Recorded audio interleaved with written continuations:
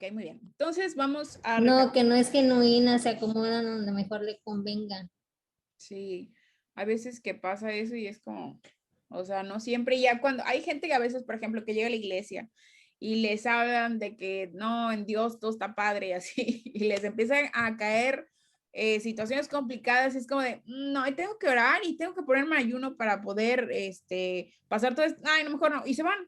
Y es como, o sea, espérate, o sea, sí, tal vez la vida del cristiano, y eso comentábamos, les comentaba a los chicos del curso de en la mañana, porque entraron 2 chicos nuevos, y yo les decía, si creían que su vida iba a ser un poquito más sencilla, híjole, déjenme informarles que probablemente entrar al curso les va, o sea, todo se va a volver locura. ¿Por qué? Porque Dios te va a llevar a cosas nuevas, Dios va a probar tu corazón, Dios, todo lo que vas a aprender, o sea, se va a tener que aplicar. ¿Y cómo se aplica?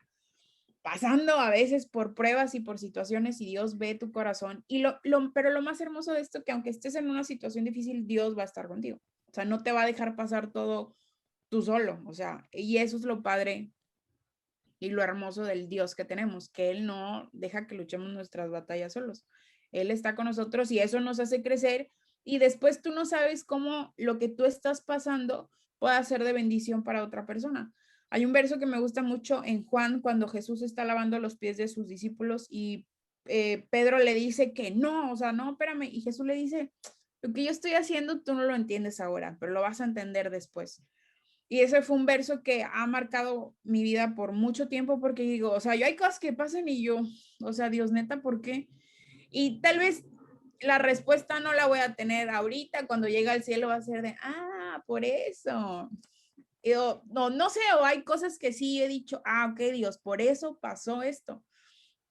Entonces, tenemos que vivir confiados y estar siempre poniendo nuestra mirada en las cosas de Cristo, porque si vemos las cosas de manera terrenal, no la vamos a armar, no la vamos a hacer, y te vas a quedar viendo tu problema nada más, cuando Cristo, o sea, ya tiene vista tu victoria, ya tiene visto lo que vas a hacer después con lo que te está dando, y tú te estás quedando en lo natural, y eso, pues, Dios dice, no, espérate, síguele tantito, dos pasitos más y ya vas a llegar. Entonces, seamos constantes con las cosas de Cristo. Entonces, bueno, vamos a hacer una recapitulación de los datos principales de estas epístolas para que las tengan presentes al momento en que empecemos a estudiarlas, ¿ok? Primero, el autor es Juan, el discípulo amado, ¿ok? Fue escrita en el año 90 a 95 después de Cristo, más o menos. ¿Para quién fue escrita? Para la iglesia de Éfeso, que actualmente conocemos como Turquía. ¿Y por qué la escribió? Porque se estaba levantando un grupo de personas que estaban compartiendo una ideología errónea que llamamos gnosticismo, y estaban empezando a como que a confundir a la iglesia. Entonces, para que tengan esto en mente, y vamos a empezar ahora sí. Vamos a leer lo que es los primeros 4 versos de Primera de Juan 1, para que si tienen sus Biblias ahí, las abran y vamos a empezar con esto. Que me vean.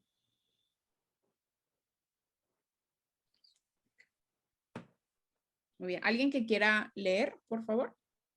Los primeros 4 versos nada más. A ver. Bueno, ¿quién? ¿Yo? Claudia, por favor. Dice, lo que era desde el principio, lo que hemos oído, lo que hemos visto con nuestros ojos, lo que hemos contemplado y palpado nuestras manos tocante al verbo de vida, porque la vida fue manifestada y la hemos visto y testificamos y os anunciamos la vida eterna, la cual estaba con el Padre y se nos manifestó. Lo que hemos visto y oído, eso es anunciado, eso anunciamos, para que también vosotros tengáis comunión con nosotros, y nuestra comunión verdadera es con el Padre y con su Hijo Jesucristo. Estas cosas os escribimos para que vuestro gozo sea cumplido. Ok, muy bien, muchas gracias. Empezamos, fíjense, vamos a ver 5 seguridades acerca del verbo de vida para que las puedan anotar. Si quieren, se las voy a decir y ya conforme vayamos viendo los versos se van acomodando para que no se compliquen. La primera es que es inmutable. ¿Ok? Ahorita voy a explicar cada uno. La segunda es histórico. La tercera es transmitible. La cuarta es relacional. Y la quinta es gozoso. ¿Ok? ¿Me puedes decir la segunda, por favor? Es histórico. El segundo es histórico. Primera es inmutable, histórico, transmitible, relacional y gozoso. Esas son las 5 seguridades que tenemos acerca del verbo. Entonces vamos a empezar con el verso 1 y empieza... ¿sí?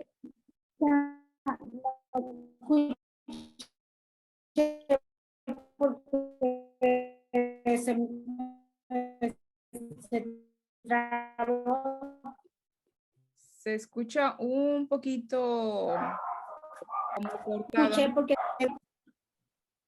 sí, es que se me trabó. Me quedé Ok. inmutable, histórico. Transmitible,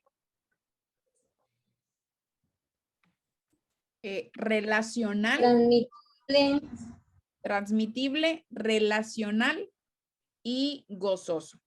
¿Ok? Son 5. Entonces, ajá, Gracias. relacional y gozoso. Sí, de nada. Ok, muy bien. Vamos a empezar con el primero que es 5 seguridades que tenemos acerca del Padre. del verbo de vida, exactamente. Verbo de vida.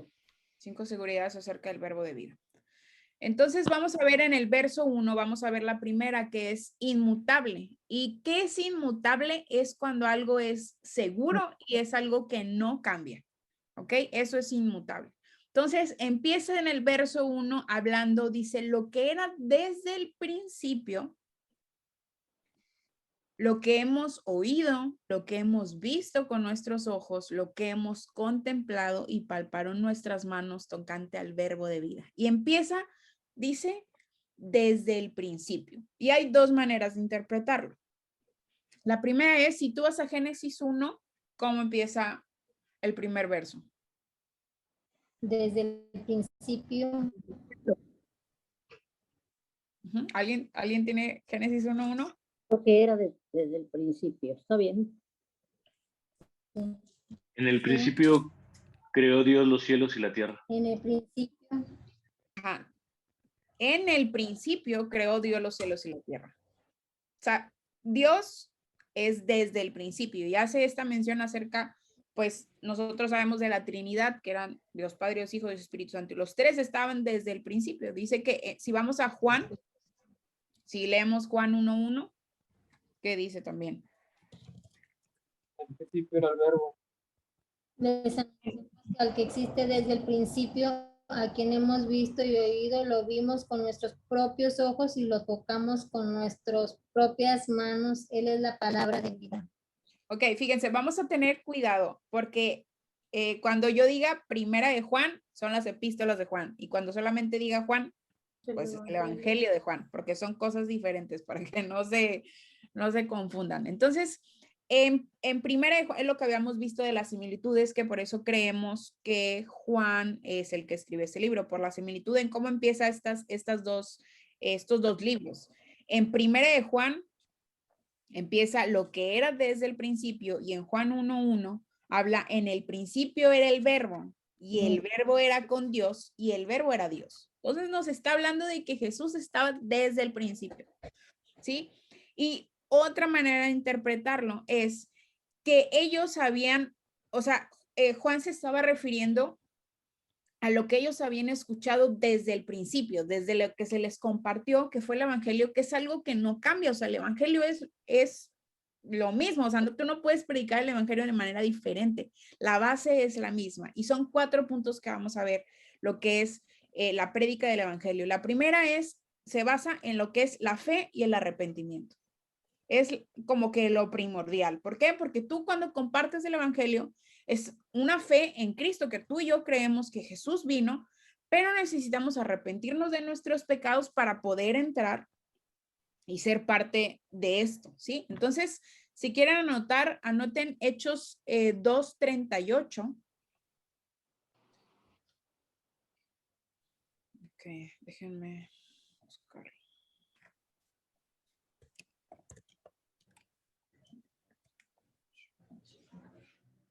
Fíjense, Hechos 2:38 dice, Pedro les dijo, arrepentíos y bautícense cada uno de vosotros en el nombre de Jesús para perdón de los pecados y recibiréis el don del Espíritu Santo.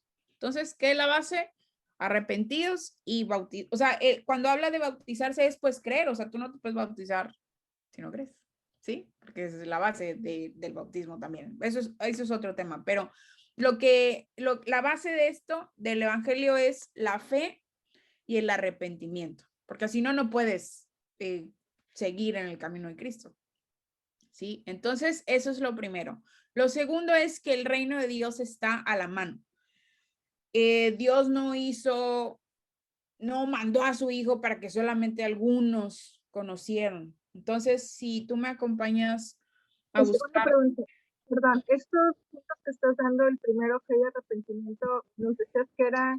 Es acerca de la prédica del evangelio. Son 4 puntos que vamos a ver acerca de la prédica del evangelio. Es que son como el tema del subtema. Entonces, okay, para no revolvernos, estamos hablando de lo que es inmutable, ajá, que no cambia, y el evangelio es algo que no cambia. Entonces, estamos viendo puntos del evangelio por el momento. Ahorita vamos a seguir. Entonces, el primer punto del evangelio es fe y arrepentimiento. Cuando tú compartas, tú tienes que llevar a las personas, o sea, cuando tú compartes, tienes que llevarlos al arrepentimiento, que vean su naturaleza, que sepan que han pecado y que puedan reconocer esto y creer que Jesús es el que nos limpia de todo eso.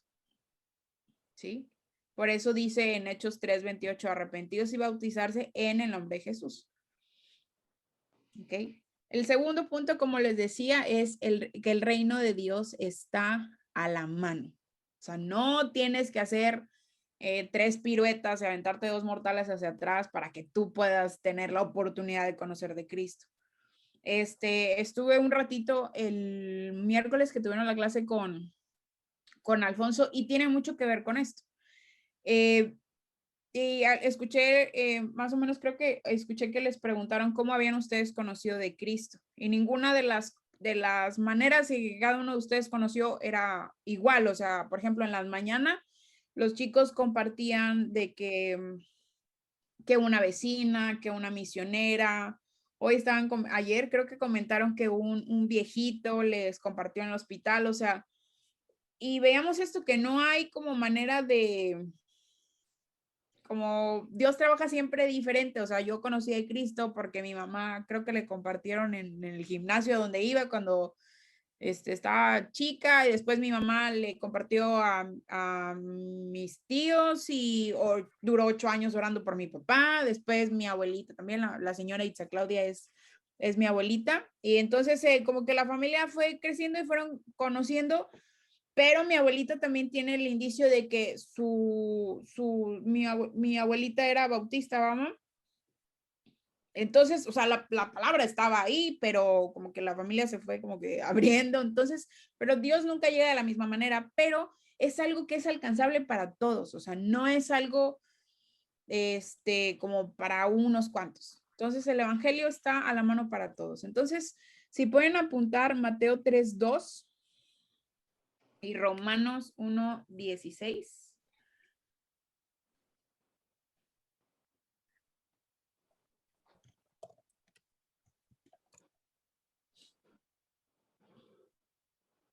Fíjense, Romanos 1:16 dice, porque no me avergüenzo del evangelio, porque es poder de Dios para salvación a todo aquel que cree, al judío primeramente, también al griego, y si seguimos leyendo,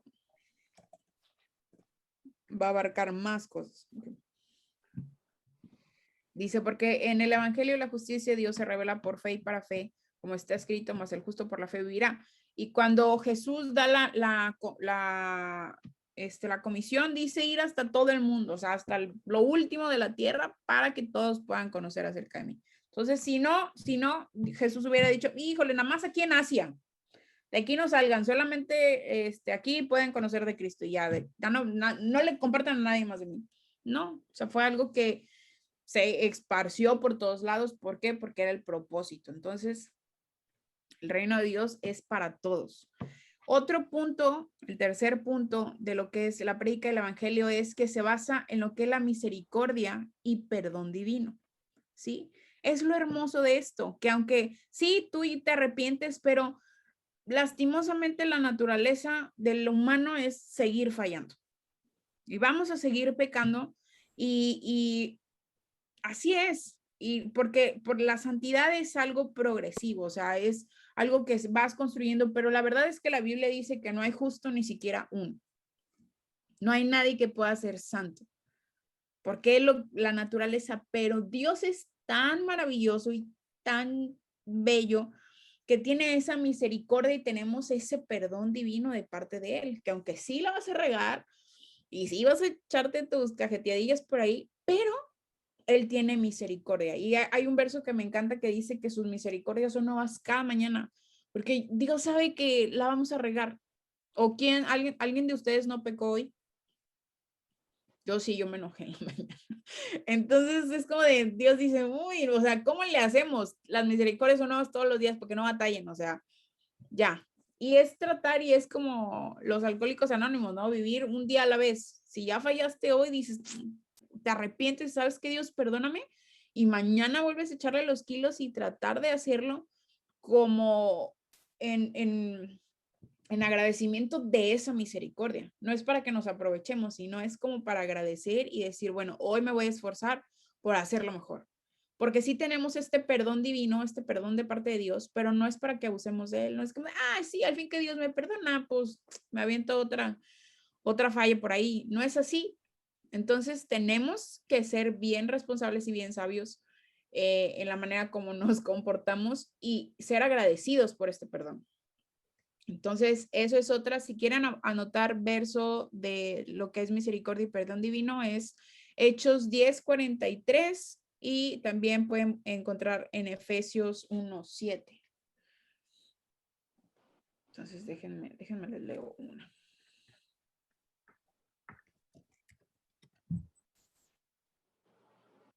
Hechos 10:43 y el otro, ¿cuál, perdón? Es Hechos 10:43, Efesios 1:7. Fíjense, en Efesios 1:7 dice, en quien tenemos redención por su sangre, el perdón de pecados según las riquezas de su gracia. O sea, tenemos este hermoso regalo de parte de Dios, de este perdón divino que no merecemos, pero pues que aún así Dios lo da. Y por último punto tenemos lo que es la reconciliación con Dios. Esto es parte del evangelio. Estos 4 puntos, esto es como que la columna del evangelio. Sí, la reconciliación con Dios, si quieren anotar, podemos encontrarlo en 2 Corintios 5, del 18 al 21. Voy a leerles unos cuantos versos. Segunda, perdón, o primera. 2 Corintios. Segunda de Corintios, perdón, ¿qué? 5 del verso 18 al 21. 5, 18, 21, gracias. Itza, disculpa, el primer punto era arrepentimiento. Ajá, fe y arrepentimiento. Primero. Fe y arrepentimiento. El segundo era, ajá, Y el segundo, es el reino de Dios está a la mano, la que es alcanzable para todos. ajá, El el de tercero, Mateo 3:2 y Romanos 1:16. ajá, ese es el reino de Dios está a la mano. El tercero es misericordia y perdón divino, que ese es Hechos 10:43 y Efesios 1:7, que acabo de leer. Y por último es la reconciliación con Dios, que esto es lo más perfecto de todo. Gracias. Es 2 Corintios 5:18. Déjenme, les leo un poquito aquí. Dice, y todo esto proviene de Dios, quien nos reconcilió consigo mismo por Cristo y nos dio el ministerio de la reconciliación. Dice que Dios estaba en Cristo reconciliando consigo al mundo, no tomándoles en cuenta a los hombres sus pecados, y nos encargó a nosotros la palabra de la reconciliación. Así que somos embajadores en nombre de Cristo, como si Dios rogase por medio de nosotros, o rogamos en nombre de Cristo, reconciliados con Dios. Al que no conoció pecado, por nosotros lo hizo pecado para que nosotros fuésemos hechos justicia de Dios en él. Entonces, yo no sé si entiendes la magnitud de lo que esto significa, de que tú y yo podamos de verdad, porque una cosa es que tú te arrepientas y tú creas, pero tenemos esto que es la reconciliación, poder restaurar esta relación que se perdió en el momento que el hombre pecó en el Edén. Y tú y yo podemos acercarnos a Dios, llamarlo Abba Padre y poder refugiarnos en Él. Y el hecho, no sé si han pensado el hecho de lo que significa que Jesús escuche tus oraciones, que Dios escuche tu oración. Dios que creó todo lo que conocemos, te escucha, o sea, es de que, ay, a ver, ángeles, párenle tantito que me está hablando mi hija, a ver, ¿qué pasó? ¿Tú entiendes la magnitud de eso? Y eso es para que tú y yo estemos muy agradecidos con Él y busquemos siempre tener esta comunión con Él a través de la palabra, a través de la oración, porque es un regalo que no merecíamos. No merecíamos esto. Entonces, ¿por qué es inmutable? Porque no cambia y el evangelio no cambia. Es algo que siempre va a ser lo mismo. Entonces, estos hombres argumentaban que el conocimiento de Dios era algo místico, algo que solamente algunos podían tener acceso, y sabemos que no es así. Lo que acabamos de leer al final, que reconciliemos a todos, o sea, que era el mandato que todos sean reconciliados con Cristo. Entonces, tú y yo por eso tenemos que compartir la verdad de Dios, porque es algo que ha sido desde el principio y va a ser hasta el final y no va a cambiar. Y es algo que Dios quiere que tú y yo compartamos con otros. Entonces, por eso habla de que esta seguridad es que es inmutable. La palabra de Dios no cambia, nunca va a cambiar. ¿Ok? La segunda seguridad que vamos a ver es que es algo histórico. Y es en la segunda parte de este verso. En el verso 1, después de que vemos lo del principio, Juan escribe, lo que hemos oído, lo que hemos visto con nuestros ojos, lo que hemos contemplado y palparon nuestras manos tocante al verbo de vida. ¿Y qué es aquí? Él está explicando cómo fue su relación con Jesús. Dice al principio que dice que lo escuchó, ¿sí? Dice, lo hemos oído. Juan estuvo en contacto personal con Jesús, él lo escuchó predicar, él lo escuchó, me imagino que o sea, no me pueden imaginar las pláticas que tenían cuando se juntaban a comer, cómo era la convivencia, ellos estaban siempre escuchando lo que el maestro decía. Juan fue un testigo de primera mano de Jesús. Entonces él les estaba diciendo al pueblo de Éfeso, o sea, yo lo vi, yo lo escuché, yo lo toqué, o sea, lo que te estoy diciendo no es mentira, yo estuve ahí. Entonces, él explica eso, por eso es algo histórico, porque fue algo que quedó para compartir con otros. Entonces, lo primero dice que hemos oído. Juan escuchó la palabra de Jesús de primera mano. Después dice que lo hemos visto. Juan aquí está explicando que el hecho de que él haya conocido a Jesús no fue en una visión o en un sueño, no fue una aparición, sino que fue algo físico. O sea, no fue como que algo espiritual y ahí raro, no. O sea, Juan vio físicamente a Jesús, lo tuvo enfrente. De hecho, de eso ahorita vamos a ver, que dice que él o sea, dice, lo hemos palpado, o sea, dice la Biblia que Juan se recostaba en su pecho. O sea, él lo sintió, no era algo que se estuviera inventando, él siempre estuvo ahí en contacto con Jesús. Otra dice que lo hemos contemplado. Y esto que habla, el contemplar es algo que se hace detenidamente, ¿sí?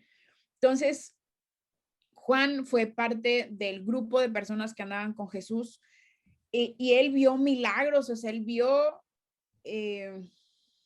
moverse a Jesús. Yo creo que iban al baño juntos o no sé, o sea, ya eso ya es imaginación mía, pero pues andaban para todos lados juntos, dormían juntos, yo creo que se conocían el ronquido todos ya. O sea, él convivió, lo veía comportarse todos los días. O sea, por ejemplo, si ustedes me ven aquí,